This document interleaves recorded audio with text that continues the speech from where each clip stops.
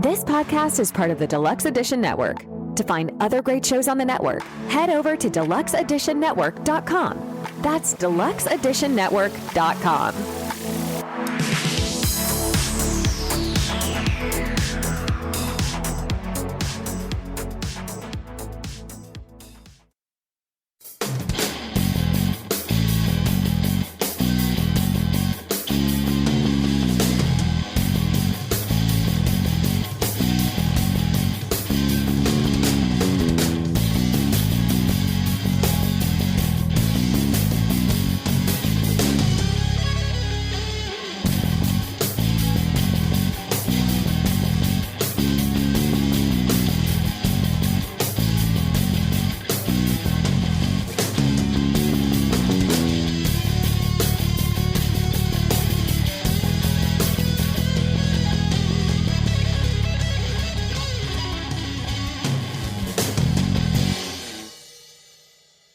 The Deluxe Edition Network, also known as The Den, is an incredible podcast network that offers a wide variety of entertaining and informative podcasts. With a lineup of shows covering various topics, such as interviews with a wide variety of guests, history, music, relationships, true crime, and so much more. The Den provides content that caters to a diverse range of interests. The hosts and guests on the Deluxe Edition Network demonstrate a deep passion and expertise in their respective fields, making each episode on each show engaging and thought-provoking. The network fosters a sense of community by encouraging listeners to interact through live chats, social media, and forums, creating an inclusive environment for discussion and sharing opinions. With its commitment to high-quality production, the shows in the Deluxe Edition Network continue to captivate and entertain its ever-growing audience. Whether you're a podcast enthusiast or someone looking to explore new topics, The Den is a fantastic platform to dive into and uncover fascinating insights from experts in their fields. The Deluxe Edition Network is the home of independent awesomeness. To find all these great podcasts in one convenient location, head over to deluxeeditionnetwork.com. That's deluxeeditionnetwork.com. Hey, everybody. Welcome to episode 141 of Films and Fermentation. That's right. We are Films and Fermentation, a movie and alcohol podcast. I'm Leo. I'm Kevin. I'm Mike. Warning. This episode is rated I for inebriation. Because we are three friends who like to talk shit about movies while getting shit-faced. In this episode, very simple. We're looking at the most anticipated films of 2024. Yes, we know it is late February, but it wasn't until the Super Bowl when a lot of these trailers were dropped for the first time. So we thought now would be a good time to kind of look at some of the upcoming films that are going to be released from this month on through the end of the year. I know I'm excited about a few. We'll talk about them as we get to the main segment. In the meantime, don't forget to drop us an email. Sorry, I jumped the gun. Theaters near you. Don't forget to drop us an email, filmsandfermentation@gmail.com, or visit linktree.com/filmsandfermentation to find all of our social media and podcast links, including our website, filmsandfermentation.weebly.com. Hey, look, I've checked that out recently. It's pretty awesome. You should check it out. There's pictures. Kevin shit. Yeah, Kevin didn't know we had a website, and we've had it for 140 episodes, so it came as quite a surprise to him. Who looks at the internet anymore? I'm on Instagram. I'm on social media. That's where I reside. Give me these www, the World Wide Web. Interwebs. I'm on the TikToks, the Snapchats. Become part of the Films and Fermentation. Speaking of social media, please go to Patreon to support us, or go to teespring.com and buy our merchandise. Mike is sporting our t-shirt this evening, or one of our t-shirts. We have t-shirts, hoodies, hats, stickers, mugs, no hats, mugs, mouse pads, I think, are on there. I don't know. There's a bunch of shit on there, but they all have our logos on there. And get our hats specially made. We're a part of the Deluxe Edition Network. Find out more about us and the other podcasts at The Den by going to deluxeeditionnetwork.com You can find out information about our podcast and our fellow podcast of the month, Friends Talking Nerdy. We'll be right back after these messages from Coffee Brothers. I love a good beer, but right now I could use a good cup of coffee. Have you heard about Coffee Brothers? Oh, yeah, they're that coffee company out of New York City, right? Well, they're more like these coffee wizards of New York City. They source these amazing seasonal blends and single origin coffees. It's like a flavor adventure in every cup. And get this, they roast everything in small batches. None of that mass-produced stuff. It's like each bean gets the VIB treatment. VIB? Very important bean. Sounds fancy. But is it worth it? Definitely. Plus, they're a two-person team. I mean, that's dedication right there. Two brothers, one mission to caffeinate the world. And right now, you can save 10% on your order. I mean, who doesn't love a good discount? All right, you've convinced me. Let's get some Coffee Brothers now. Coffee Brothers, where every cup is a sip of perfection. Save 10% on your next order with the code FNF10. That's FNF10. Cheers to great coffee. All right, we are back from that short little break. Gentlemen, what are we drinking this evening? Alcohol. Yeah, I'll go first. So I was originally going to drink some of those new Sam Adams that Kevin brought to my house the other night when we got together, but I decided I'm going to save those for Quizzo Saturday. So instead tonight, I am drinking something else that is new because I wanted to stick to the new theme since we're talking about new movies. So I am drinking a new bourbon that I recently picked up called Heaven Hill Kentucky Straight Bourbon. 50% alcohol by volume, 100 proof. It is a 7-year aged bourbon from Haven Hill Distillery in Louisville, Kentucky. It's a very good bourbon. I'm not doing the straight tonight, though, so I mixed it with a little ginger ale in my mason glass, but that's what I'm drinking tonight. So who's next? I go. Go ahead. So I am drinking a beer that my good buddy Leo brought to me from the Warhorse Brewing. It is No Strings Attached, the Belgian White. Yep. That's a good one.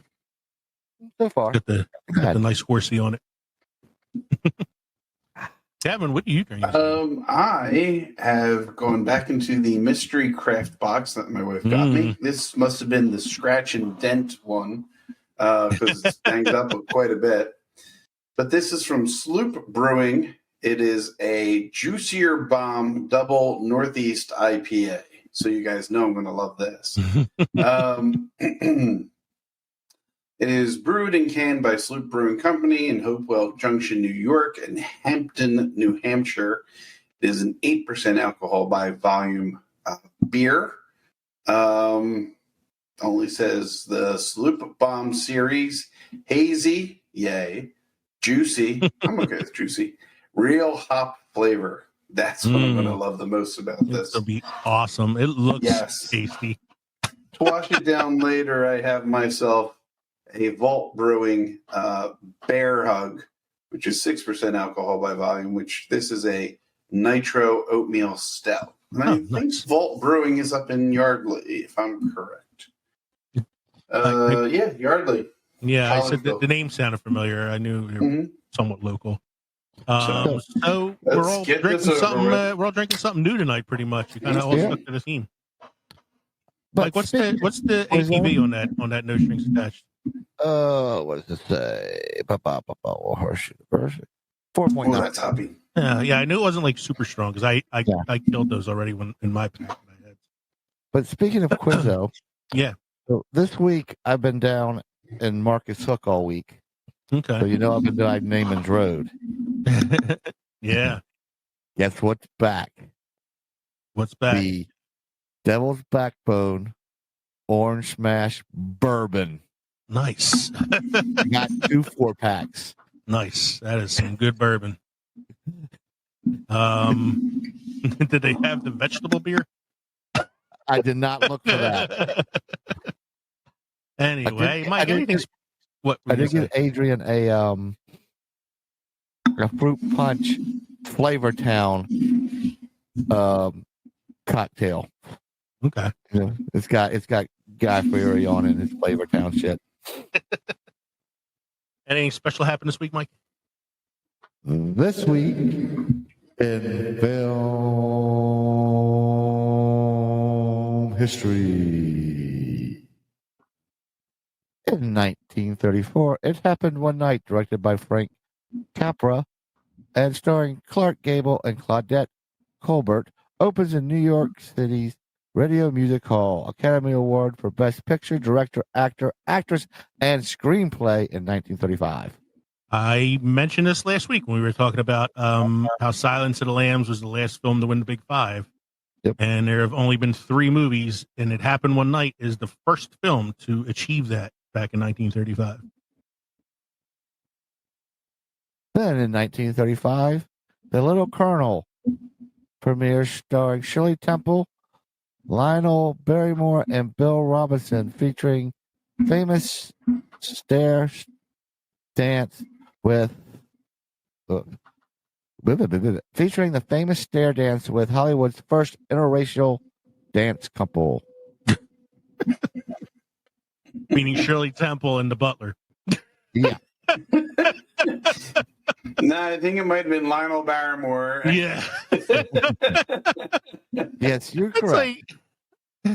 God. It was 1935. I know. That's why I'm like shaking my head like Jesus. By the way, Lionel Barrymore played Old Man Potter in that movie that Leo's loves so much, It's a Wonderful Life. I watch it all the time. It's got me worried when we do the potluck movies that one of you motherfuckers are going to tell me I got to watch that one. I will not do that to you, Lee. I will not. I swear to God, I will not. I make no promises. Yeah. One of you guys tell me I have to watch that. You're watching the serial killer dick movie. What's your next back, Mike? In 1952, American Queen film, directed by John Hudson, starring Humphrey Bogart and Katharine Hepburn, is released in the U.S. That'll be John Huston. Oh, sorry, Houston. Angelica Houston's father, who was an Academy Award-winning director. This is a movie that won Humphrey Bogart his Best Acting Oscar in 1953. They even put a box down for him when he gave his acceptance speech. I think it was like a career Oscar because he should have got one for Casablanca instead. What's your next one there? In 1958, the 15th Golden Globes, The Bridge on the River Kwai. Alec Guinness and Joanne Woodward win. And then in 1959, Alec Guinness would win the Oscar for Best Supporting Actor for the same movie, The Bridge on the River Kwai. Or Best Actor, I'm sorry, Best Lead Actor in a film. And your last one, Mike, good luck with the Russian names. Yeah, no kidding. In 1958, adaptation of Fyodor Dostoevsky's Murder, Dostoevsky. Murder. The brothers Karamazov, starring Yul Brynner and featuring William Shatner, film debut premieres in the New York City Music Hall. Radio City Musical in New York City. And you did good on the title. It's The Brother Karamazov. You got that one right. The author's name is Fyodor Dostoevsky. That's Fyodor? Fyodor Dostoevsky.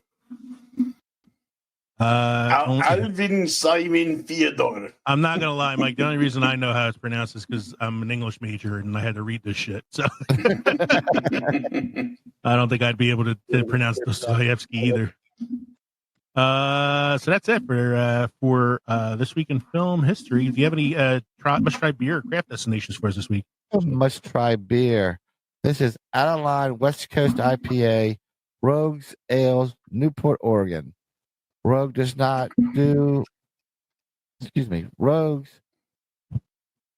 what they do best here. Throw old school pine and citrus hops into old school IPA. West Coast style is the target. but the 6.9 ABV, 66 IBU brew pours dark copper with some haze and a lot of fluff on top. Hops delivers dryness on the palate rather than the expected smackdown of bitterness, and there is even a bit of fruity sweetness from the somewhat chewy malt backdrop. It's more like a Pacific Northwest style arrogant bastard, but how could we possibly be a bad thing? I don't know. It's I an don't know IPA. if the word chewy should ever be in the description of a beer. It's when it's got the pulp in it. It's got a chewy malt. It's like that one I got from Double Nickel one time, the pool noodle, where it had pulp in it. It was chewy. Or No, it's the not vegetable beer that I was talking about earlier. It had actual fucking like tomato skins and This shit is in a the bottom cookie of dough it. flavored beer, and I got chunks of cookie dough. I would take that. I'm okay with I would chunks of take cookie that, dough. yes. I'll take a cookie dough chunk in my beer. I don't want veggies. I want veggies. I'll have a salad. I got need a the sourdough flavor. chunk of sourdough pretzel in my beer. Oh no, that one was more like a freaking backwash ocean water. One of these days, Kev, I will remember to ask you in pre-show if you actually have a beer news is good news segment this evening or not. Beer news is good news. Of course, I got some beer news is good news. All right, good. So tonight is here's Kevin with some beer news is good news. All right, I don't remember if I mentioned this on a previous show. You guys I should might be point able out to you've only refresh- done this segment 3 times now, so if you don't remember if you did this on a previous show or not. Well, there's so much beer news that I give to you guys on a week-by-week basis. I can't recall everything that I tell you. I know you sent something out to us not too long ago, but it hasn't been on the podcast. Was the saving of the brewery? Yeah, somebody saved the Flying Fish. Yeah, somebody saved the Flying Fish. Was a Flying Fish brewery or something that was going out of business? Yes, it was Flying Fish that was going out of business. They didn't save the brewery. They are saving the brew. They are saving the type of beer. They're going to produce it and distribute. But the location that we have near us is on the way of the dodo. So, well, at least they saved the brew. Yeah, at least they saved the brew, which is good because we enjoy I enjoy this sea and salt. That's one of their summer beers. So we'll have to see how it develops, how long it takes for the new. I want to say the name of the brewery is Guilford. For some reason, that's sticking out in my head. I'd have to look it up for sure. But in previous episodes, had I mentioned the gentleman from Back Channel Brewing, who was caught on camera in his own brewery, who got knocked over when one of the casks, the brewing casks, lost its fitting on the end and got pretty much hosed down with his own brew. Did I mention that before? Oh, I'm sorry. No, a few weeks ago. That's definitely new. That was one that I know I wanted to mention and probably just forgot. But a few weeks ago, a Minnesota brewery named Back Channel Brewing caught on video one of its brewers, one of its employees, routinely checking one of the valves on the beer tank, and the valve malfunctioned. And what you see is kind of like, remember that scene in UHF where Michael Richards takes the fire hose, sits a kid on a saddle, and it's his birthday, and he takes the fire hose and he unleashes the fire hose on the kid, and the kid goes flying. Yes. Same thing happened to this brewer. Okay. The valve had a malfunction, and the next thing you see is the brewer flying across the brewery floor to another tank. He gets up and he quickly shuts off the valve, right? And it was an IPA that they were brewing at the time. Well, to make lemonade out of lemons, what the brewery is doing is they're taking the rest of the batch that was in that beer tank. They shot vacked it and started serving it. Close, Michael. They're taking the rest of the batch that was in that beer tank, and they are selling it as a limited release, obviously, called the Blowback New England IPA.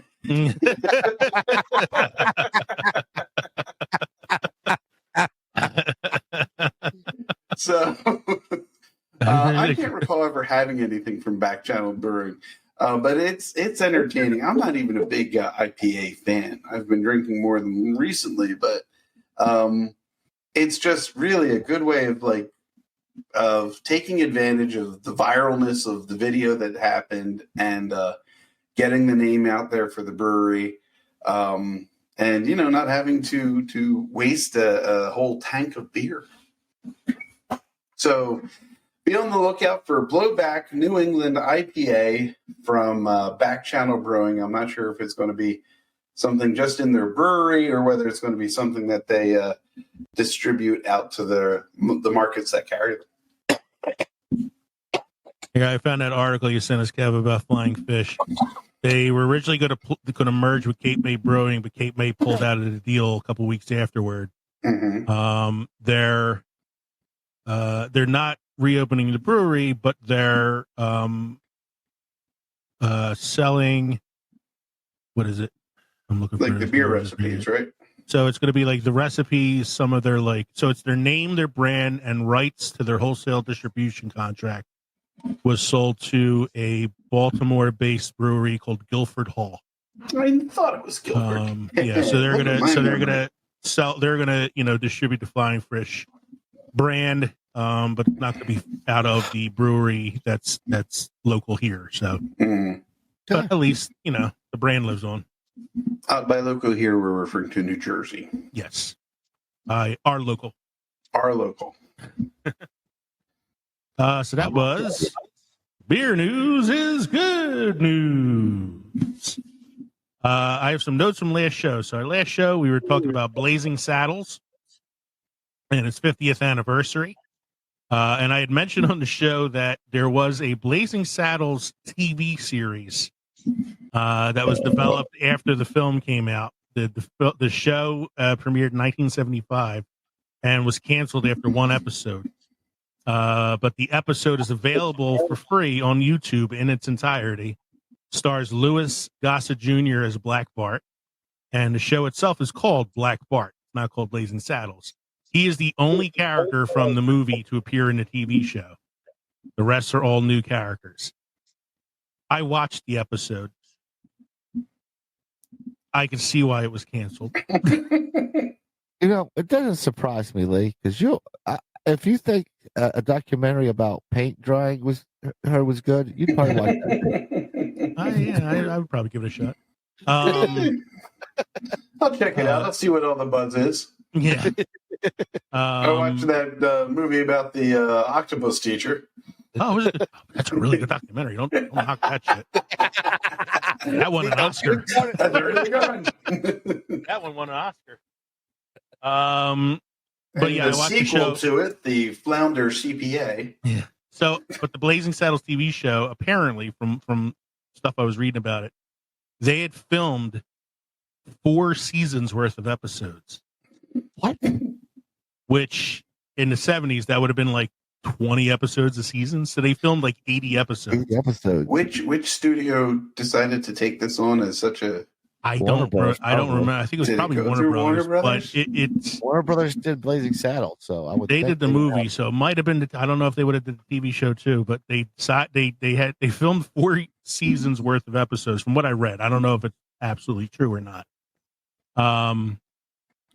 But the show was canceled after 1 episode. So hypothetically, if they did do all those episodes, they're out there somewhere still. They're in a can. They should have gone with their first casting decision for Black Bart, which was Wesley Snipes. Yeah, he would have been like 12 at the time. Yeah, it was Warner Brothers Burbank Studios that produced it. I guess they had enough money to take a bite in the ass, but yeah, it was not good. It was a pretty big bite in the ass. It was a lot of canned laughter, stale jokes, and use of the N-word, which they got away with on TV in the 70s, I guess. But they did. But it was they did. It was definitely not the movie. And then speaking of Mel Brooks, there's a new podcast. It's only a few episodes been released so far. It's called Talking Pictures. I can't remember the name of the host, but he's like a historian for like AMC and AFI and stuff like that. And he interviewed Mel Brooks on his latest episode. Mel Brooks is 97 years old, but that man can give a hell of an interview even at 97 years old. He recalls details of stories from like his 20s with like pinpoint accuracy. It's fucking amazing. And it was a 35-minute episode, but it was really, really fun to listen to because he's just so full of history, you know. Was it hosted by Richard Attenborough? No, it was not Richard Attenborough, who passed away. That would be really weird. Oh, wait. Who am I thinking of then? David Attenborough, his brother. David Attenborough. No, it's not David Attenborough. I can't remember. I know the guy. I know who the guy is, but I can't remember his name. But he's like a host on like AMC and all those like channels. All right, that takes us to synopsis according to Glip. Synopsis according to Glip is brought to you by Newsly.me. Newsly.me is an audio super app for iOS and Android that reads the news to you in a natural human voice. Stop scrolling, start listening. Go to Newsly.me today and use the promo code ANDFERMENT to get your first month premium subscription for free. So again, our last episode 140, was the 50th anniversary of Blazing Saddles. In that episode, Leo talked about the blog section and the essay he wrote on Blazing Saddles. He did. Kevman was drinking beer today because they are happy with the beer they have been drinking and they will move on to the lager from Flying Dog. Sometimes Glip forgets about punctuation. Kevman said the 23rd is the 17th and the 16th is for the 15th. Sends me my math skills. This was you were talking about the secret movie night at the Chamonix Brewing and you had the dates wrong. Oh, by the way, the secret movie night for the Chamonix Brewing is tomorrow night. Yeah. Friday the 23rd. So for you last week, the 23rd was the 17th because the 15th was the 16th, something like that. Apparently. The hosts had a lot to say because they hate when people say that a film cannot be made nowadays and it bothers them. The hosts are discussing the 50th anniversary of Blazing Saddles and a synopsis of the movie. Mike discussed the beer quality of the brewer in ancient Babylonia and the taste of bad beer. And then they got drowned. Yeah, that was your beer fact. That was they killed the brewer if the beer tastes bad. Or killed the brewer, they drowned him. So that was our. They drowned him in the beer or not, but you know. Yeah. So that was our synopsis according to Glip. We'll be right back after some short promos from a couple of our friends over at the Deluxe Edition Network. When we come back, we're going to look at our main segment, a preview of the movies that are going to be coming out this year, 2024. We'll be right back. Are you a fan of all things nerdy? Do you love delving into the latest pop culture trends while also staying updated on the news of the day? Hey there, fellow enthusiasts. Professor Aubrey here, and I'm thrilled to invite you to join us on Friends Talking Nerdy podcast, where we dive deep into all things geeky, from movies and TV shows to video games and comics. That's right, folks. It's Tim the Nerd, your friendly neighborhood geek, ready to discuss the latest professional wrestling updates alongside our takes on tech innovations and the entertainment industry. But that's not all. We also understand the importance of mental health, and we weave in thoughtful discussions on self-care and mindfulness. So, if you want to geek out while also taking care of your well-being, tune in to Friends Talking Nerdy. Friends Talking Nerdy, where pop culture meets mindfulness. Listen now on all major podcast platforms. This podcast is part of the Deluxe Edition Network. To find other great shows on the network, head over to deluxeeditionnetwork.com. That's deluxeeditionnetwork.com.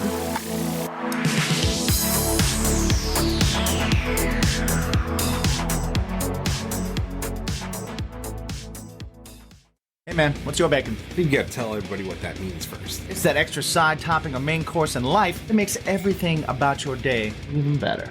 Whether it's movies, music, cooking, paranormal, video games, whatever it is that helps you unwind, maybe even get a little bit inspired. We talk to hot new bands. We are Felicity. And this is Bradley from Emerosa. TV personalities. Hi, my name is Rachel Pizzolato. Hi, my name is Patty Negri. Wrestling personalities. Hi everybody, I am Eric Bischoff, WWE Hall of Famer, The Godfather here. actors. This is Sean Kanan. Thank you for joining us. Fellow podcasters. Emo Social Club. Ladies and gentlemen, Mr. Dave Schrader. Pretty much any like-minded creative across all facets of the entertainment industry. You can check out Bacon Is My Podcast on all streaming platforms, as well as the Strangerhood TV YouTube channel. New episodes dropping every Monday, Wednesday, and Friday. Listen in when we find the answer to the question, what's your bacon? All right, we are back from that short break with our main segment, a look at the movies of 2024. Coming soon to theaters. Coming soon to theaters. I missed the movie phone guy. Hello, I miss movie and phone guy. welcome to Movie Phone. Hello, brought to you by and PHL welcome to 17. Movie Phone. Brought to you by Doritos No, and I'm Coca-Cola. the guy that does the trailers. In a world where In a world. In a world. In a world. where Molly wants to dig under Kevin's chair. In a world where dogs have ears like Yoda. They're talking about you, Molly. The guys are talking about you. For showtimes, press 1. If you know the name of the movie you'd like to see, press 1 2 now. For Jurassic Park, press 1. But For that Elixir is, Showtimes at the Orleans 8, press 1. yeah. So we're reminiscent about the 90s, but let's move on to 2024 now as we look at the most anticipated films of the upcoming year. For this, I'm using a list that was on RottenTomatoes.com. There are plenty of other websites out there covering films, but I thought Rotten Tomatoes had a fairly comprehensive list of movies. Now, it is February 22nd as we are recording this episode. So we've already missed the January releases, which was Mean Girls, the musical, starring Tina Fey, Tim Meadows. Tina Fey wrote the original Mean Girls script and wrote the script as well. And we also missed the release of Argyle, new film from Matthew Vaughn, starring Bryce Dallas Howard, Sam Rockwell, Henry Cavill, John Cena, Dua Lipa, Bryan Cranston, Sophia Boutella, and Sam Jackson.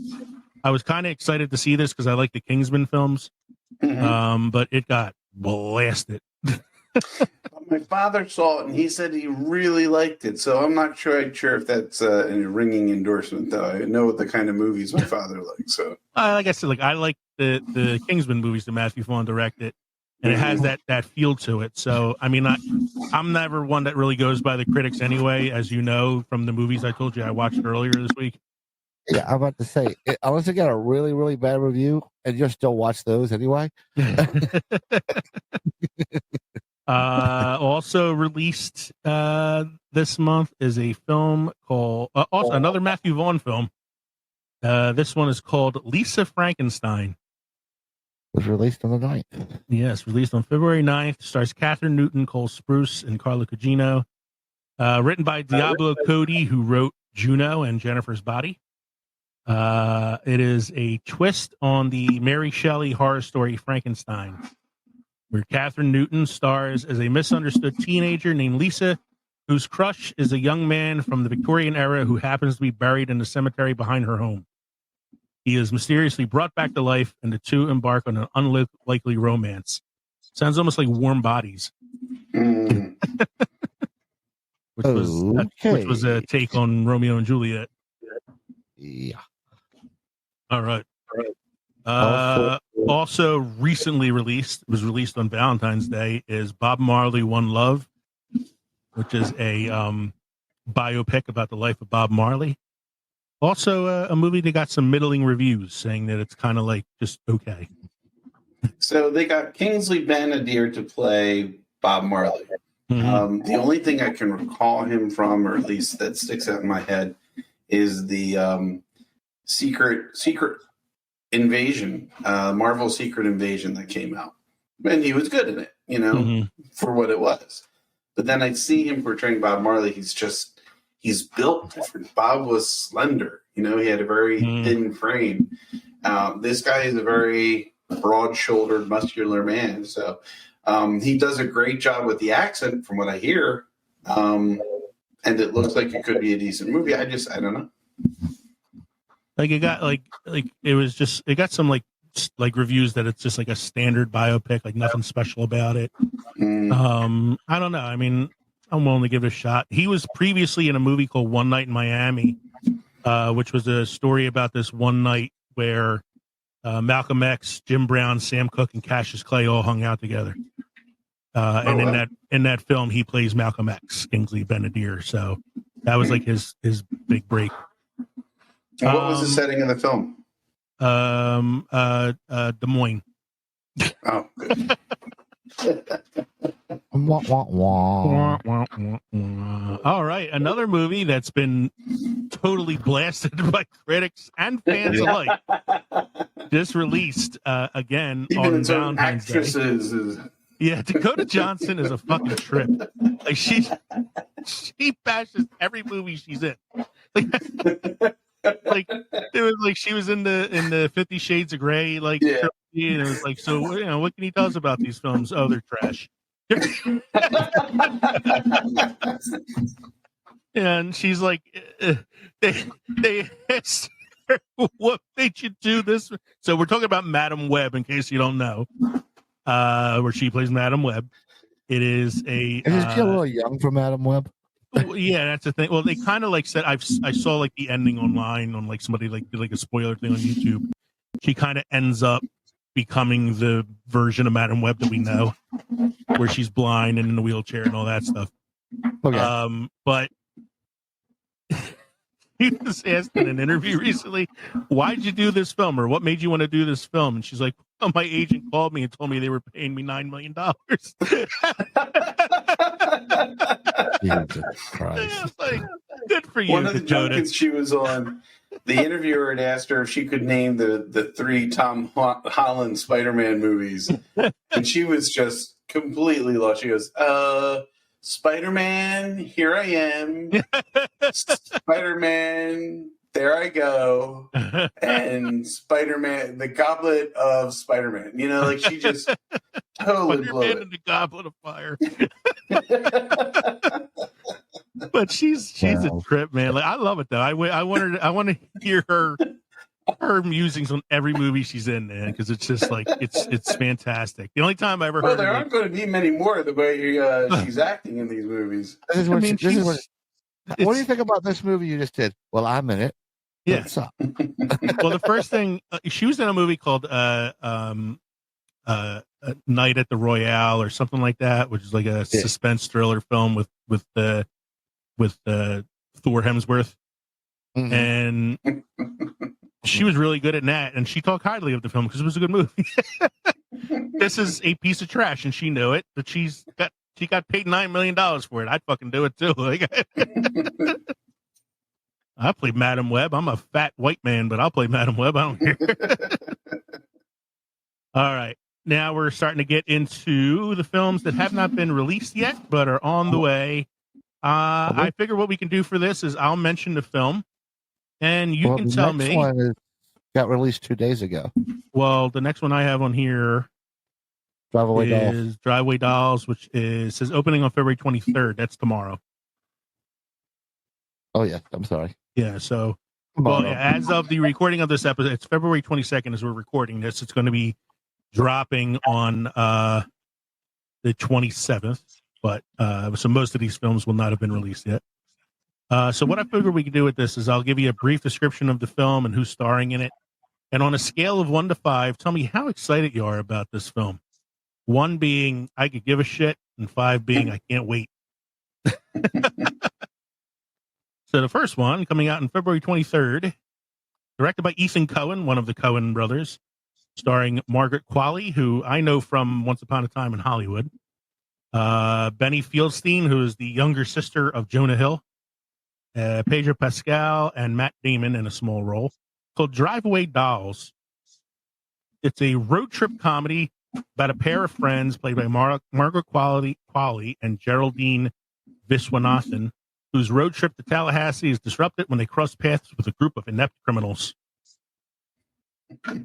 From what I've seen in the trailers for this, it has that sort of quirky Coen brothers like feel to it.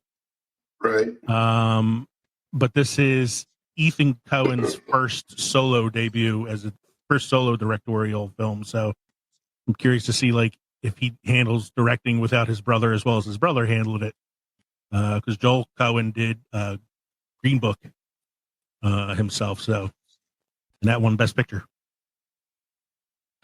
So on a scale of 1 to 5, this interests you guys at all? It is enough to get me to.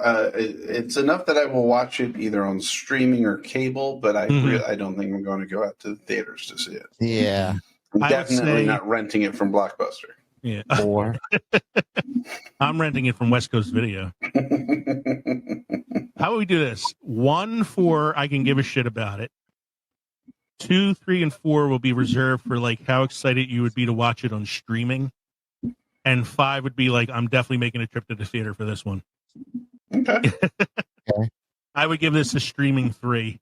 I think that's where I lie. 3, yeah. 3, yeah. Like it looks interesting. I like the Coen brothers. Mark Qualley is what's that actress's name? She is the daughter of the one that was in 4 Weddings and a Funeral with Andie MacDowell? She's Andie MacDowell's daughter. Yeah. Nepo baby. The next one coming out in February 23rd is called Stop Motion. It's a horror film. It looks original.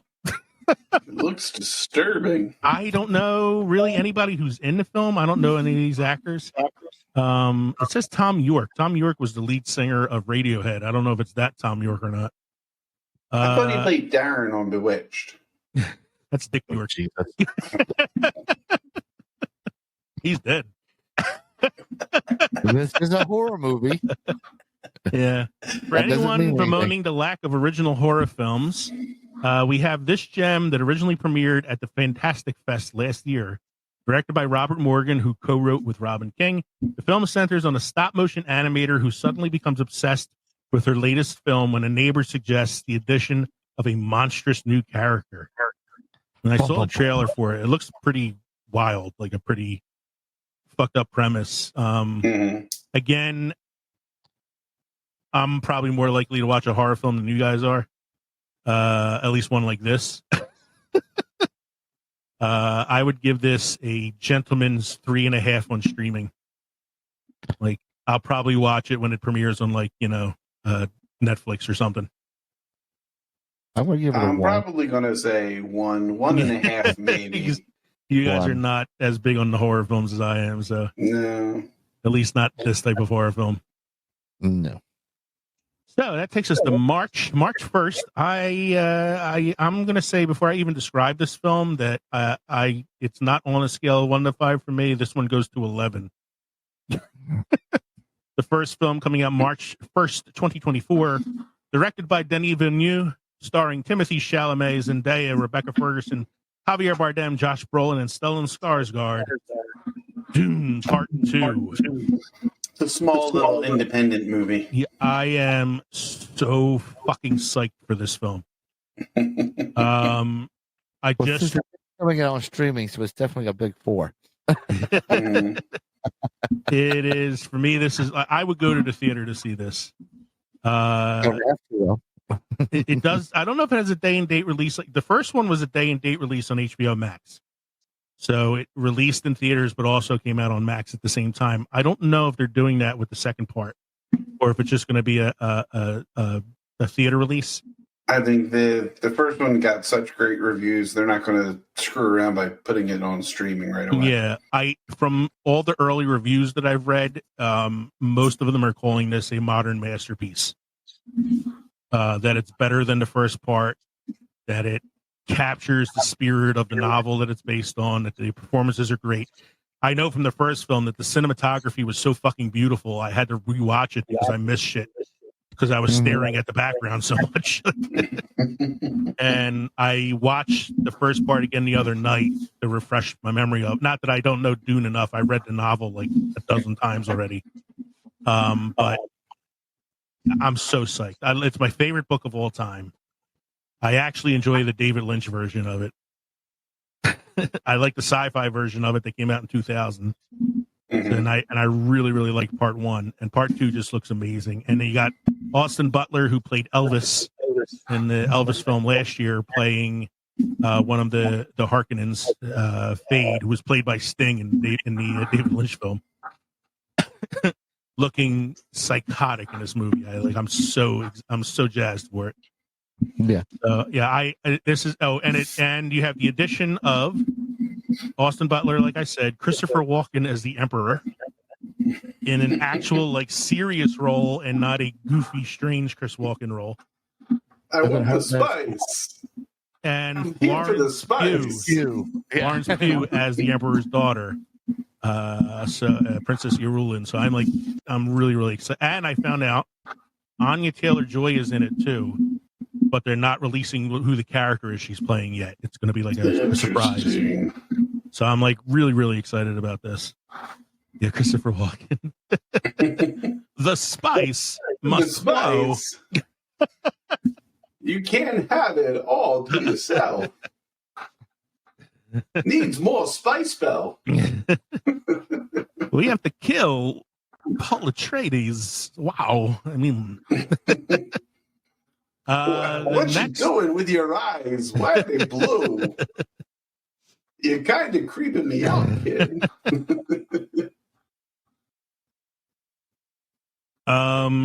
The next film coming out March 8th is another horror film.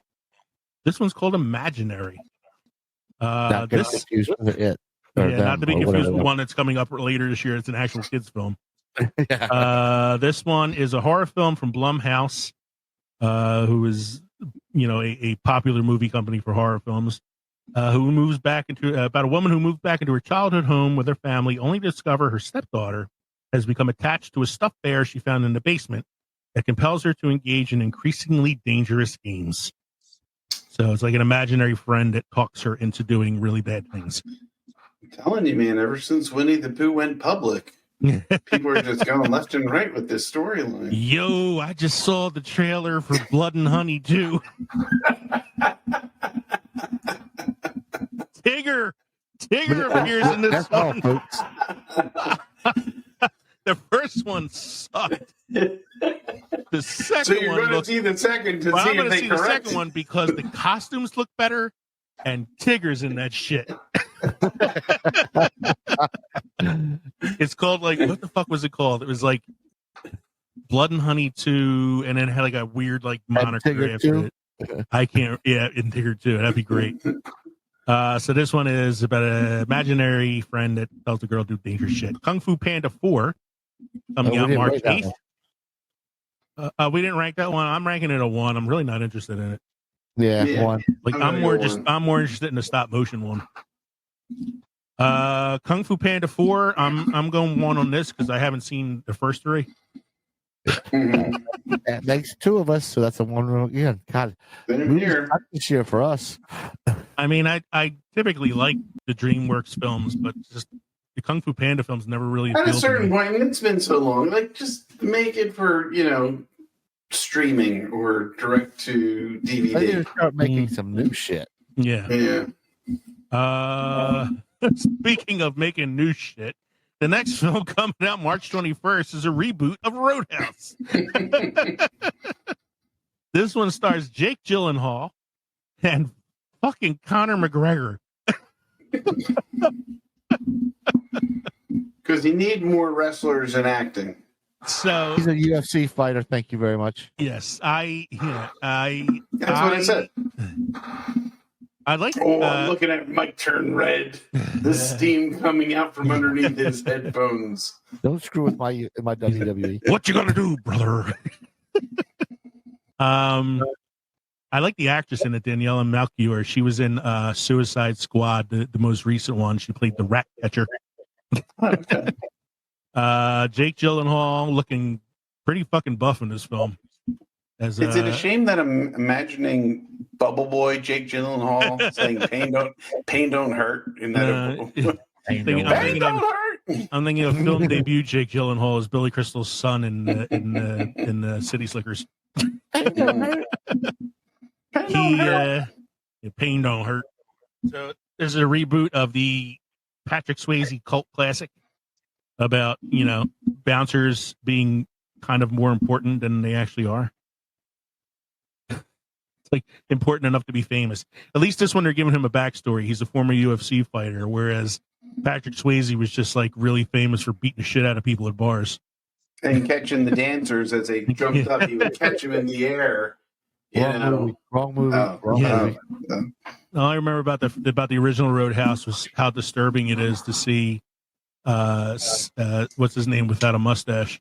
Sam Elliott. Sam Elliott. You're going to be my regular Saturday night thing, baby. I'm giving it a streaming 3 out of morbid curiosity. I'm going to give it a streaming 2. I'll probably watch it just to fucking see, just to see it. Arthur the King, March 22nd, 2024.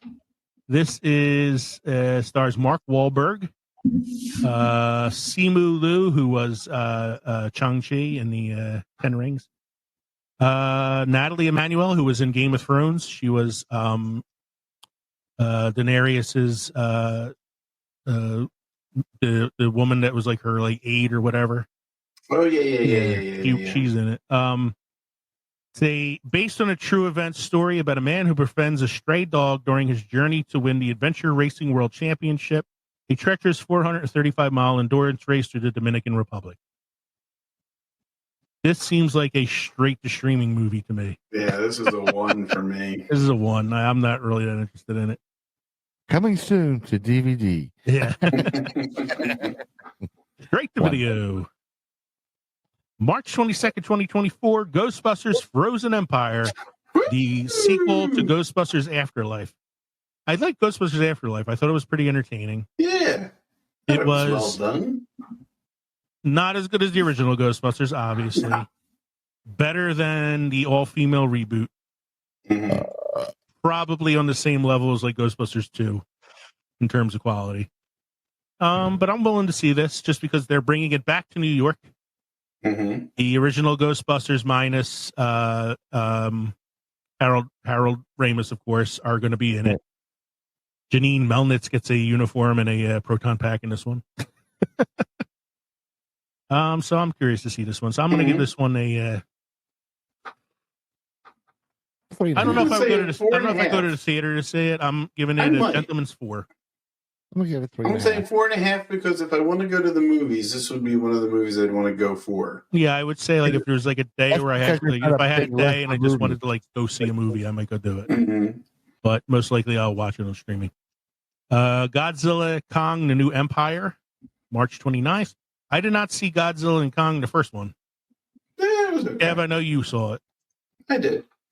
It was okay. I haven't watched a Godzilla movie since they quit doing the subtitles. Yeah, like I haven't watched it since Japan 1972. Yes, like I'm not a kaiju monster movie guy. Yeah, so. No, but I mean, these have panned out pretty well. I was kind of excited to see what is it, Godzilla -1 or that was actually really good. Yeah, that was really there good. A Monarch series that also came out, which was based off of the originals. Yeah, so Godzilla -1 was really good because they brought it back to Japan and made it kind of like it was when it was the Japanese kaiju films. Mm-hmm. So that's a really good one. This one's a 1 for me though because I haven't seen the first one. So definitely I'm going to say 3, maybe 4. Yeah.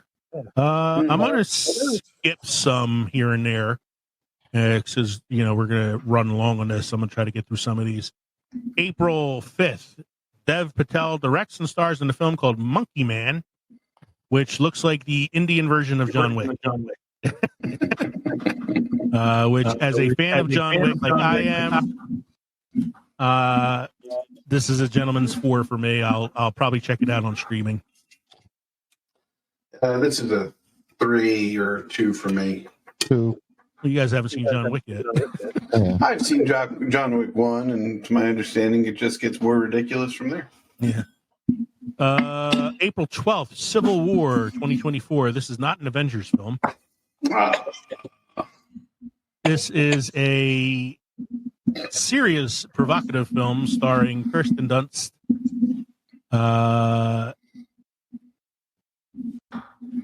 I don't really. It doesn't give you like Jesse a great Plemons. description. Isn't Jesse Plemons her husband now? Yeah, she's married to Jesse Plemons. film's official description calls it a race to the White House in a near-future America bounced on a razor's edge. It sounds like a movie that's trying to say something about the current state of affairs in America in a future dystopian kind of way. I'll give it a 2. I might watch it. Probably a 1 for me. Yeah, 1.5, something like that. I got a gentleman's 4 on the next one. It's a film I may go see in the theater if I have time, but I'm definitely going to watch when it comes on streaming. It's a horror film called Abigail. Okay. It comes out on April 19th. It's about a group of criminals who abduct this little girl and hold her for ransom because she comes from a rich family, only to find out that she's not really a little girl, but a centuries-old vampire that they're now trapped in the house with. Oh, I'm going to give that a strong 4. Yeah, I saw the trailer for it, and it looks fucking batshit. And I'm like, I'm all over this film. It's definitely a streaming film, when it comes to the streaming networks, but it's another one like it's just the premise of it sounds good. premise sounds amazing. And I would probably go see it in the theater if I had a day where I'm just like, I feel like going watching something. The next one, I think I'm definitely going to go see this one in the theater when it comes out because it's a Guy Ritchie film, and I like The Gentleman was one of my favorite movies. I watch it all the time. I like Snatch, and I like Lock, Stock, and Two Smoking Barrels. This is called The Ministry of Ungentlemanly Warfare. Stars Henry Cavill, Isaac Gonzalez, Henry Golding, Alan Ritchson, Carrie Elways. It's about a group of spies in World War II who were sent in by the British intelligence agency to sort of inglorious bastards their way through the Nazis. But this one is loosely based on real events. So, like Valkyrie.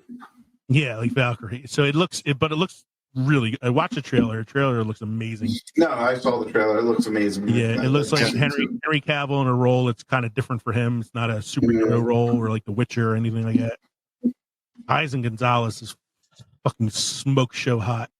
She was in Baby Driver. She was John Hamm's girlfriend in that film. Oh, yeah.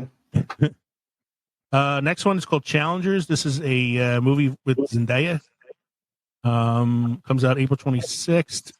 All I know about this one is it's supposed to be a sort of risque kind of role for her. Because it involves a love triangle in the film. It can't be much more risque than Euphoria. I like Zendaya, but this is a 2. Maybe it's 2 or 3 for me. I'll wait for it to come out streaming. In May, The Fall Guy, May 3rd with Ryan Gosling. I'm going to say right off the bat, this is a 2. I'm going to give it a 3. Show? Yes, it was. It's based on a TV show. It's hit or miss when you have these movies based on TV shows. I mean, I like Ryan Gosling. It co-stars Emily Blunt, who I fucking adore. But I was never a big fan of the Fall Guy TV. I was. So, I mean, I don't know if it's if an 80s TV show is going to translate into a 2024 action film, but I don't know. It might be entertaining. It looks like it could be. It's directed by somebody who used to be a stuntman, David Leitch. He was a stuntman on John Wick, Deadpool 2, Hobbs and Shaw, etc. So at least you got somebody who knows how to do stunts. All right, guys, give me a second. I dropped the silly putty, and the dog's in the room with me. Can't take Kevin anywhere. Why do you have silly putty? It's a fidget. It's something I do. Well, why would you play with a fidget like that? Kevin needs the fidget to keep him so focused. Well, you didn't get the silly putty. Worse than the students. What are you looking for? Go. Oh gosh! No, you're not there.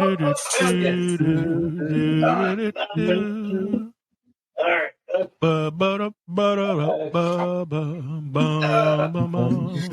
found it. This will be a fun segment to have to edit out and put in the bloopers later. Oh. Okay. May 10th, 2024, Back to Black. I want to see this. Biopic about Amy Winehouse. I want to see this. Early reviews are not great. It's directed by the same guy who directed 50 Shades of Grey, so we'll have to ask Dakota Johnson about him. I'll give this probably a 3. This is one I might give a chance on streaming. I'll watch it. I'm going to stream it. I've been wanting to probably watch stream it. Yeah, it's 3. The next one I'm kind of excited about. It looks really good, but I have to get caught up on some of the previous films still. It's Kingdom of the Planet of the Apes. Oh, I'm looking for it. This is a 5 for me. Yeah, like it's right now it's like a 4, but it borders on a 5 because I have to like finish watching the previous films. Exactly. I've seen all 3 of the previous Matt Reeves. Well, I don't know if Matt Reeves did all 3 of the previous ones. I know he did. He did the first 2. I don't know who did but the one I've liked them. They've been really well done. Yeah. I don't know if it's going to lose anything with not having Andy Serkis, but no, I mean it's supposed to be a little like further in the future though, right? Like so it's not. It's more like it's Caesar's like descendants and stuff, right? my thought, it's Caesar's descendants, and I think this is like approaching the 1960s version of Planet of the Apes. Yeah. You know? Mm-hmm. Yeah.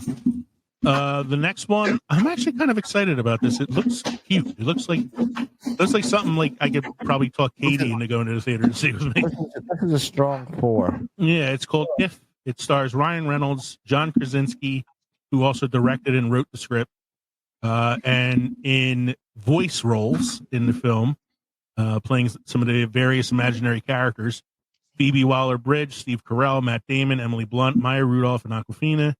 It also co-stars Kaylee Fleming, who got her start on The Walking Dead as Rick Grimes' daughter. It's a movie about a like imaginary friends agency or something that takes care of abandoned imaginary friends. The trailer looks looks like a really like a nice family film, you know. One I could talk my wife into going to see with me. So I'm gonna give it like a 4 on the border of 5. Like I might go see this in the theater if I can. Yeah, I think that's fair. Go over there. 4.5. 4.5. 4.55. Just to inch a little bit closer. May 24th, Furiosa, Mad Max Saga. This is the prequel to Fury Road, telling the story of a young Furiosa who was played by Charlize Theron in the original film and now played by Anya Taylor-Joy. I really like Fury Road. Fury Road was a fucking fun movie. It was one of those movies where it's like very little plot, but you don't care because the visuals and the action are so goddamn amazing. Prequels are hit or miss. The only thing I like is that it's still directed by George Miller, who's done all of the Road Warrior Mad Max films, including Fury Road. So it has that going for it. And Chris Hemsworth looks pretty fucking psychotic in this film. So I don't want to. I'm going to give this a 4 too. I think because I like Road Warrior films. 3 or 4. Yeah. May 24th, the Garfield movie. It's an animated film. Fuck it, I'm done with that one. Whoa! How come they don't have Bill Murray doing the voice of Garfield again? No, it's not Bill Murray. It's Chris Pratt. I know, but isn't it always Bill Murray who does the voice of Garfield? It was. It was in the live action films. It is Chris Pratt this time around. It's Chris Pratt and Samuel L. Jackson as Vic, Garfield's father. Where the motherfucking lasagna at? If he does that, it goes right up to a 6 for me. If I get like Snakes on a Plane, Samuel L. Jackson playing Garfield's dad, I'm all over that shit. You can tell which letterbox is mine. It's the word bad motherfucker written on it. You got the spell bad motherfucker coming out of it. Get this dumbass motherfucking dog away from me. If it's a watered down kid friendly version of Sam Jackson, I might have to watch it just out of morbid curiosity anyway. So he's already gone up to a 3 right away. Yeah, it's kind of growing a little bit. June 7th, The Crow. Yeah. Huh. I'm kind of shocked. Yeah, I didn't. I'm surprised it's so soon because I really thought it was still in development.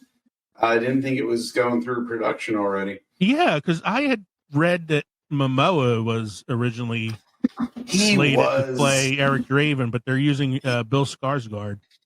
He was slated, and he even had costume test to see how it looked, and he did look pretty badass. But no, Bill Skarsgård was the one in It, wasn't he? That was the other. He was one of the Skarsgårds. It was the other Skarsgård, the younger one. They're all interchangeable anyway. Bill Skarsgård was recently in a film called The Norseman, where he was like really like buff and shit. So I'm like, okay, he probably would look pretty good in this role. Is Bill the one that played Tarzan? Yes. Yes. Okay, so now I know who he is. Okay, Yeah. he can pull it off. Yeah, I just wonder how true they'll be. It doesn't need to be a remake of the original. The original has a special place in my heart. Okay. Mm-hmm. But I would like to see it follow the graphic novel a little bit closer. Mm-hmm. Yeah, I hope they do it justice. I'm going to give this one like a 4 because I kind of I didn't realize. I honestly, and I looked at this list earlier and it didn't even dawn on me that it was on there. I was like, I must just look right over it because there's no trailer or anything for it yet. No. June 7th, Hitman. Directed by Richard Linklater. That kind of throws me off because this is the guy that directed A Boy's Life or Boyhood or whatever that movie is where they followed the kid around for like 12 years as he grew up on film. Yeah.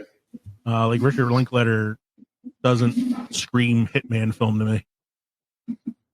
My fucking computer just froze.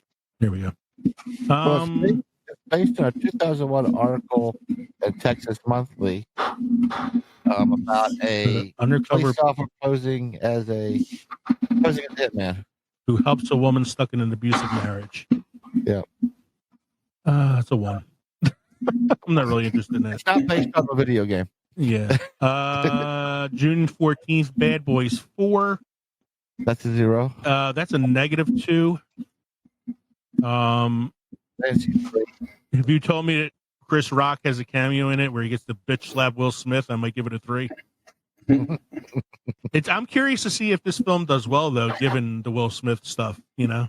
Right. Like, is this long enough since that incident happened for it to blow over and it did actually do pretty well in the box office? But I'm not interested in it at all.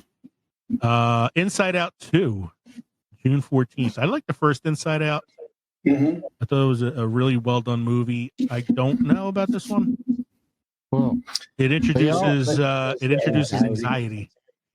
Yeah, that could do all right. I'm sure it'll probably do all right. 3. Yeah, I'll give it probably like a 3.5. Do they say what age Riley is when she's experiencing this thing? Because that would make a lot more sense if she was in her teens. It says that this is going inside a teenager's head. That's all it says. Now that she's in college. Okay. Oh, now she's in college. Oh, wow. Yeah, this could play out pretty well. Yeah, it's a little wrinkle I didn't know about. Okay. Mm-hmm. The next one is June 21st, The Bike Rider, starring Austin Butler from Elvis and Jodie Comer from what was that TV show? That's Kill Eve. Kill Eve, yeah. Tom Hardy, Michael Will. Shannon, Norman Reedus. So this is a film about like a biker gang. I don't know much about this. I know it's supposed to be pretty good from what I was reading about it, but I haven't watched the trailer yet for this. So, right, I'm going to withhold voting because I don't know that much about it yet. Any reason Norman Reedus can get to ride a motorcycle in a film? I'm looking at the cast. I mean, the cast is pretty amazing, so it has potential. Quiet Place, Day 1, June 28th. 1. I liked the original Quiet Place. It was really good. I did not see the sequel. Sequel was okay. Yeah, so I'm not sure about this one. What I don't like is that John Krasinski's not attached to it. And when I've seen his interviews, he said when he didn't plan on doing 2. But when he had a story that he could that when he knew of the story for 2 and felt that the story helped the first movie, that's when he agreed to it. The fact that he's not tied to this makes me think this is a studio decision. Money grab. And Yeah, like, money grab. can we get money out of making a prequel? Probably. Let's do it. Yeah. I mean, I like Lupita Nyong'o who stars in it, but I don't. Yeah, I'm not too excited about this one. I'm gonna give it a 1. Here you go, Mike. July, Beverly Hills Cop 4, Axel F. -4. Mike's still bitter about Beverly Hills Cop 3. I am. 1 was great. 2 was okay, but 3 killed everything. Yeah, I'm giving this a 1. I don't really have any interest in this. Oh man, I'm looking forward to the comeback of Judge Reinhold and Paul Reiser. What's his name makes a cameo in this as well? Bronson Pinchot. Balky. Despicable Me 4, July 3rd. 1. 1. Yeah, 1. They were the first one was really good. They didn't need any more after that. No, but I'll still watch it if it's streaming. Long Legs, July 12th. This is a sort of like 8-legged freaks and I was going to say it's in the vein of like arachnophobia and 8-legged freaks and all Can that. I go back to Despicable Me 4 real quick? Yes. You said you're watching if it's streaming. No, I watch if it's on like USA in the middle of If he's like painting or something and has it on the background. Yeah. Yes. I'm not actually streaming. I like Steve Carell. I'll do it just for him. I want to support his. I would support him. He looks like he needs help. Long Legs. I don't know much about it, but I see that Nick Cage is in it, so I'm probably going to watch it now, just so I can rub it in Kevin's face.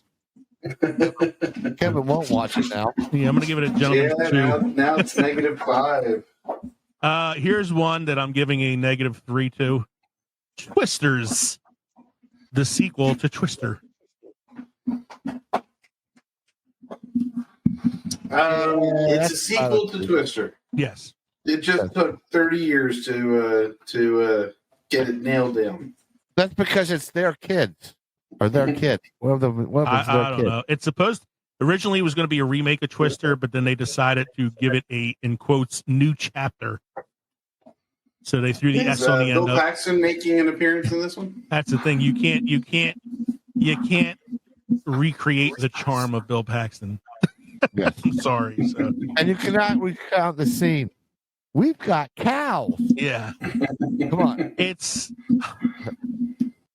they took the page out of James Cameron's book where they were trying to think of a name for the Alien sequel, and he just wrote a $sign at the end of Alien, and they went, "Oh, perfect." This is at least a 1 for me. Deadpool and Wolverine, July 26th. That's a 5. I'm going to see that motherfucker. That's a 7. I'm seeing it 3 times in the theater. I gave it 6 claws up. This one I just saw the trailer. Wolverine the asshole. Yeah. This one I just saw the trailer for, and it looks kind of funny, and I'm surprised to see Kate Blanchett in this film. It is Borderlands, based on the video game Borderlands. Yeah. Coming out in August. Was this the one that they were going to make a TV series out of, or was that the other PlayStation game, the one with the cars? Well, that one they did. That was Twisted Metal. Twisted Metal. Well, they did the series. There's a series on Peacock, which was actually really good. The first season was pretty good. This, I don't know. I didn't even know they were making a film for this. When I saw the trailer for it with Kate Blanchett, I was like, if you told me they were making a film based on the video game Borderlands, I would have said, Gentleman's 2. But then I saw Kate Blanchett in it, and I'm like, that's a 3.5 out of curiosity. Yeah.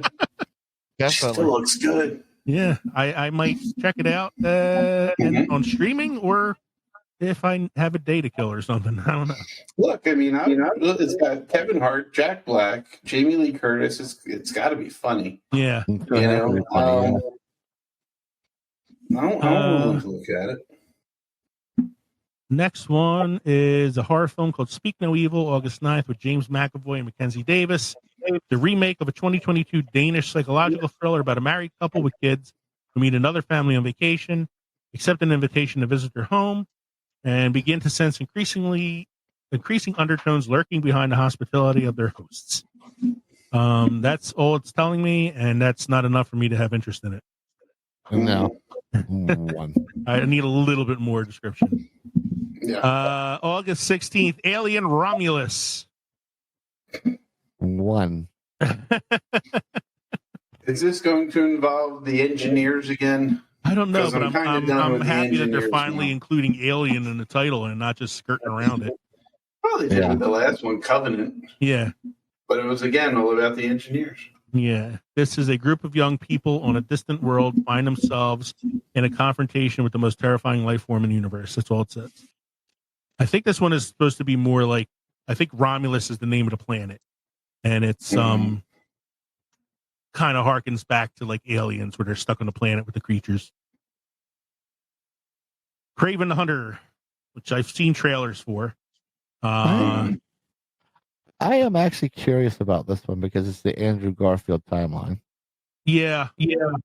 It's. I mean, I don't see anything good coming out of it because it's not an MCU movie. Yeah. I'm getting like a little burned out with the superhero films anyway, because there's just like so many of them, and it's like, which one's Marvel, which one's not, which one's this timeline. The timeline thing's like killing me. Like right as far as like hero movies go, Deadpool's the only one I'm like really excited about right now. That and the next interview that Dakota Johnson gives about Madam Web. September 6th, Beetlejuice. I'm guessing if this does well enough, the third one will be called Beetlejuice. That'd be great. I'm looking forward to this. 3. I'm giving this one a 4. I love Beetlejuice. It's one of my favorite Burton films. It took so long to come out from the first one. I know, but that's they got a name for it now. They call them the legacy sequels, like Top Gun Maverick. You know, I like those. I'm curious to see Jenna Ortega in it as Winona Ryder's daughter. Mm-hmm. You know, and Willem Dafoe's in it. I really want to know what the fuck Willem Dafoe's going to do in this movie. Is he like, Otho's brother? Like, so I'm going to give that a 4. Transformers 1. It's an animated prequel. Oh, it's an animated film. I was going to say, because it says Scarlett Johansson, Chris Hemsworth, John Hamm, Lawrence Fishburne. Returns to its roots with an animated prequel that explores the origins of the titular robot's homeworld of Cybertron. And the rivalry between Optimus and Megatron. This is a 2 to 3. This is I'll watch it. I'll watch it on streaming because ScarJo's in it. Their voice. Untitled Saw sequel. I haven't watched a Saw movie since Saw 1, so I'm not really interested. 1. October 25th, Terrifier 3. Kevin, you hate gore. I hate it. So I'm sure you have not seen the Terrifier films. I have not. I have. Don't watch them if you don't like gore. Wolfman. What the fuck? A Wolfman movie? Are they still trying to get the Dark Universe thing going? Universal, man. Wow. I can't believe they're still trying to get this shit going. Too much about this film. Universal's next classic monster reboot comes courtesy of the director who brought us the surprise 2020 hit, The Invisible Man. That was actually a really good movie, The Invisible Man. Didn't see it. It was a very cool take on the Invisible Man story. Okay. But I don't know, man. Like, I feel like they're still pushing this fucking Dark Universe shit. They are. Yeah. November 8th, Venom 3. I like the first Venom. Second Venom was I don't think Venom can carry a series by himself, though. Yeah, I don't know. This one, though, he's going to be like in the Spider-Man universe because he got the Tom Holland universe. Right? Yeah, he got blipped there in the last movie or something. I'll give it like a 3. Yeah, 2, 3, I mean, yeah. I'll definitely watch it when it comes on streaming, but I'm not going to go to theater to see it. Gladiator 2. Talk about a legacy sequel. Yeah, no November kidding. 22nd. Ridley Scott returns to direct the sequel to the historical epic Gladiator. The story will reportedly revolve around a grown-up Lucius, who was Joaquin Phoenix's nephew, right? Yeah. Who has become the new emperor, and will see the return of Connie Nielsen as Lucilla. It also stars Denzel Washington. Ooh. That's a 3.5. Yeah. That's another like morbid curiosity kind of thing. Moana 2. You're welcome. Lost in Hawaii. I fucking love Moana. It's probably one of my top, Starring TVA. They even got The Rock to come back yet? Yeah, it's one of my favorite of the most recent Disney animated musical films and shit. I really hope they get. It says featuring the voices of Aioli Cravalho and Dwayne Johnson, who did the voices in the first one. So, I don't know. No. I feel like if they did like a release theater and streaming release same day thing, like on Disney Plus or something, I'd probably watch it. Probably. So I'll give that one like a 4. Because I would like to see it, but I'm not going to go to the theater for it. Yeah, I give it a 3. Wicked, November 22nd or 27th rather, starring Cynthia Erivo and Ariana Grande. Is Adrian gonna drag you to the theater to see that one? She might, because I know it's her favorite musical. I don't know her favorite musical, but I know she likes it a lot. So yeah, that's a 3 for me. I'm not that interested in this. I love Wizard of Oz. I mean, I'm not. Yeah, I give it a 4 just because I like the Wizard of Oz story. Yeah, I probably want to see it if it was streaming, or aside from that hiccup with the what was that? The magical and wonderful, the mystical wizard. The one with Franco, James Franco. Yeah, that was terrible. Hey. I thought you guys were going to trash the Return of Oz too, because I like Return of Oz. No, Return of Oz. I still have nightmares about it 37 years later. It's a treasure. The Karate Kid, December 13th. Now I was like, what? They're doing another Karate Kid? And then I read the description and I'm like, this is interesting.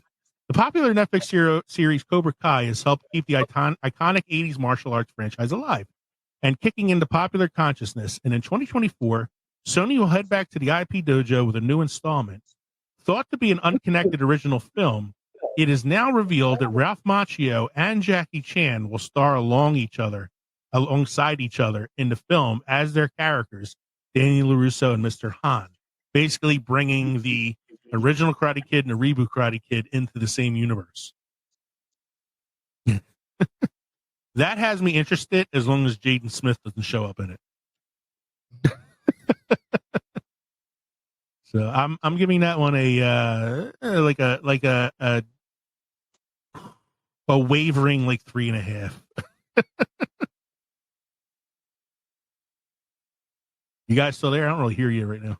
It's about a 3 for me. Okay. Yeah, I lost a little bit of the sound there for a sec. Mike, how about the next one? Animated prequel film to The Lord of the Rings called The War of the Rohirrim. I give that a strong 4. I give that a 4 just because it's Lord of the Rings. Yeah. An animated prequel that follows the exploits of Helm Hammerhand, the legendary king of Rohan, home of the horsemen known as the Rohirrim. Brian Cox lends his voice to the central character who reigned 183 years before the events of the Two Towers. And Miranda Otto returns as Eowyn. All right. Miranda cool. Otto. Yeah, I'll give that a 4. Mm-hmm. The next one I'm giving a 1 just because I'm like, leave the Lion King alone. Yeah. It is Mufasa. It is a prequel to The Lion King. Another live action.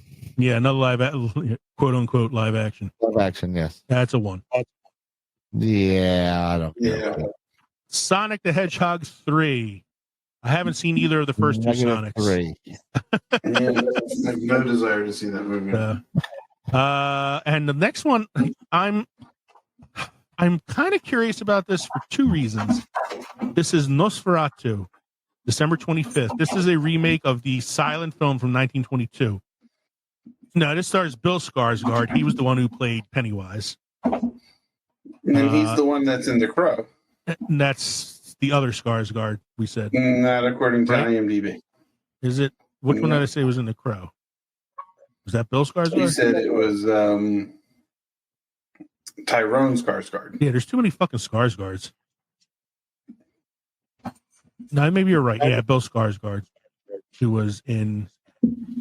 All right, we got to figure this shit out because this is fucking unwilling me. Bill I think that's going to Skarsgård. be our next episode. Is going to be analyzing the Skarsgårds. Yes, figuring out who the Skarsgårds are. Bill Skarsgård played Pennywise in It, and is going to be in this film now, playing the titular Nosferatu, whose name is Count Orlok. The other Skarsgård that is starring in The Crow is. It also says Bill Skarsgård, so it's the same guy, Bill Skarsgård. I thought it was the other brother. I don't know. Whatever. You take them or leave them. You know, they're interchangeable. At least it's not the father. It's not Stellan Skarsgård, no. Yeah, so I'm curious to see this one though because Willem Dafoe is in it. Willem Dafoe was in Shadow of the Vampire, which was about the filming of Nosferatu, where he played Count Orlok, and now he's in the reboot of the film about Count Orlok. But it doesn't say like who he's playing here. Well, he's only in this because he can do his own stunts. I don't know. So, but I mean, this one to me is like probably like a 3 or 4, somewhere like 3.5, maybe. Like I'll watch it when it comes on streaming. Yeah. And to be announced still, Spider-Man Beyond the Spider-Verse, the third film in the animated Spider-Man trilogy. When you're launching a new product, I'm going to withhold the vote on this one because I haven't seen the second one yet. I really, really like the first one, but I still have to watch the I second like the one. first one. I haven't seen the second one.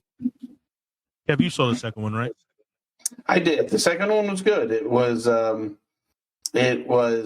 left me hanging because I mean it literally just kind of ends, and you're kind of shocked that it went by as quick as it did because it didn't seem quite that long, you know. But it was good. I'm looking forward to it. Yeah, I want to see it, but I still have to get to the second one. Kind of like the Miles Morales storyline as well. I know we're all kind of like sick of the multiverse, but like the Miles Morales Spider-Man was kind of introduced already, and it's interesting. But I feel like they did it right the way they did it in the first one. Mm-hmm. You know, it wasn't like about like all these different things. It was like they brought all these characters into the same place together to solve a problem. So, all right, that is the list of most anticipated films of 2024. Give us an email and let us know if we missed anything. What movies are you excited about? We'd love to hear from you, and we'd love to know. Mike, do you have any? Thrilled about too many of the movies this year. Yeah. Do you have any beer trivia history for us this evening, Mike? I have some beer history for you guys. Some historians believe beer may have predated bread, especially among nomadic civilizations.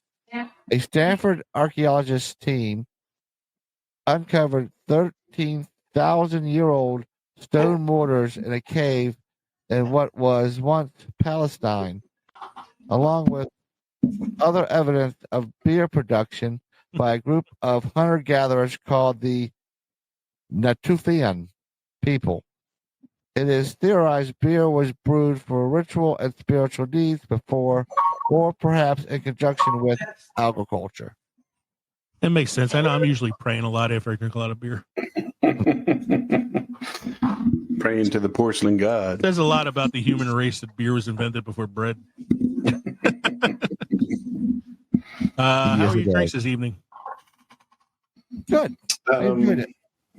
My first one was a little hoppy. The second one, the oatmeal stout from Vault Brewing, is kind of, covering up the flavor, so it's good. And the Heaven Hill bourbon that I got is a pretty good bourbon. I don't know if it's going to replace some of my favorite ones, but it's an enjoyable one. After these messages, we'll be right back.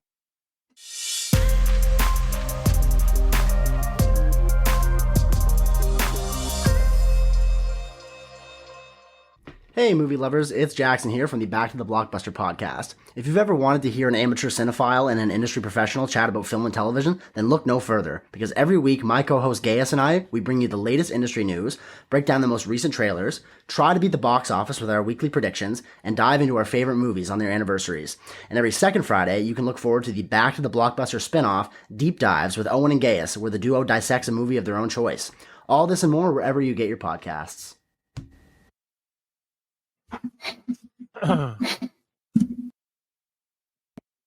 So thank you, everybody, for joining us tonight for episode 141, a preview of the films coming out this year in 2024.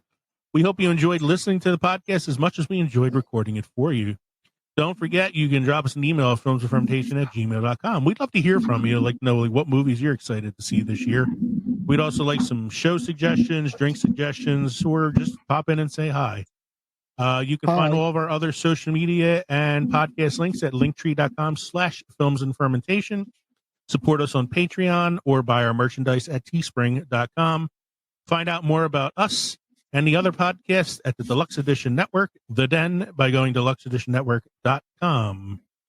Don't forget to stop by the crossroads between Pickled and Fermented next time around for episode 142, sci-fi films that get the science right. Again, I'm Leo. I'm Kevin. I'm Mike. You've been listening to the Films and Fermentation podcast. Cheers, everybody. Cheers.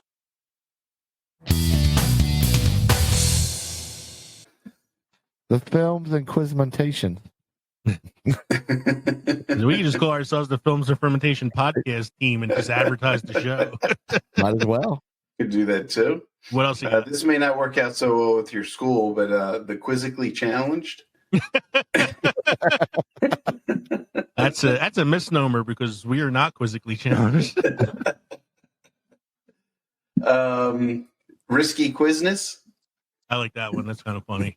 That's good. I looked some of these up. So, drinking team with a trivia problem.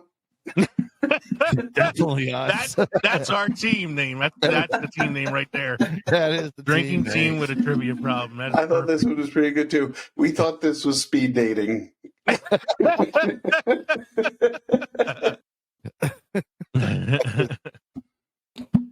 I just had to say something about that. it. Should be the name. That should have been the name of this podcast: "Drinking Team with a Quizzo Problem." Drinking team with a movie problem. I could probably do it because I don't think I have anything going on tomorrow night. But I don't know what your schedule is like. Don't think I have anything going on.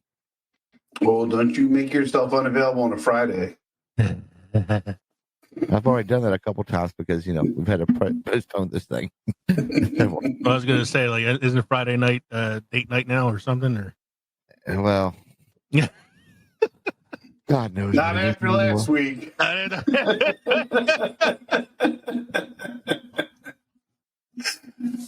Friday, the only date he has on Friday nights with rosy fingers. I don't know if I can even do that with my joint. I'll throw my shoulder out. Oh! Use the left hand. It's like having sex with a stranger.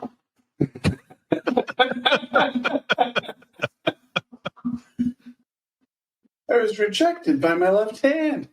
Welcome to Films and Masturbation.